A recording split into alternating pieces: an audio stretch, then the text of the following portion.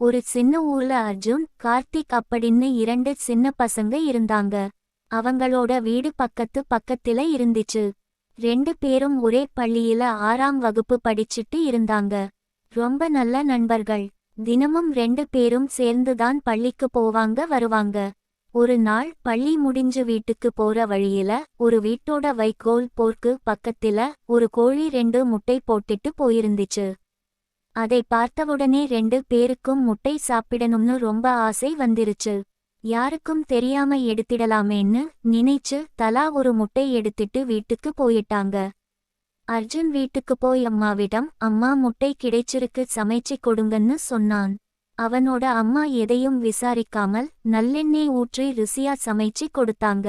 அர்ஜுன் ரொம்ப சந்தோஷமா சாப்பிட்டான். அடடா, திருடி எடுத்த முட்டையும் இவ்வளவு ருசியா இருக்கே, இனிமேலும் திருடி எடுத்துட்டு போகலாம்னு மனசுக்குள்ள நினைச்சான். ஆனா கார்த்திக் வீட்டுக்கு போய் அம்மாவிடம் முட்டை கொடுத்தான்.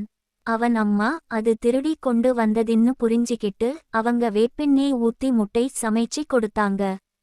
கார்த்திக் ஒரு வாய் சாப்பிட்ட உடனே முகம் சுளிச்சிட்டான். அம்மா, இந்த முட்டை ஏன் இவ்வளவு கசப்பா இருக்குன்னு கேட்டான்.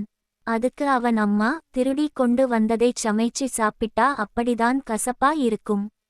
அது நாக்குக்கு மட்டும் இல்ல, மனசுக்குமே கசப்புதான்னு சொன்னாங்க. அப்போதான் கார்த்திக்கு தன் தப்பு புரிஞ்சுது.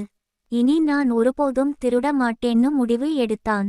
அந்த நாள் முதல் அவன் திருடிற பழக்கத்தையே விட்டுட்டான். கதை நீதி: ஒரு குழந்தை நல்லவனாகவோ கெட்டவனாகவோ மாறுவதன் முதல் அடிப்படை வீட்டின் உறவுகள்தான். இந்த கதை உங்களுக்கு பிடிச்சிருந்தா சேனலை சப்ஸ்கிரைப் பண்ணுங்க.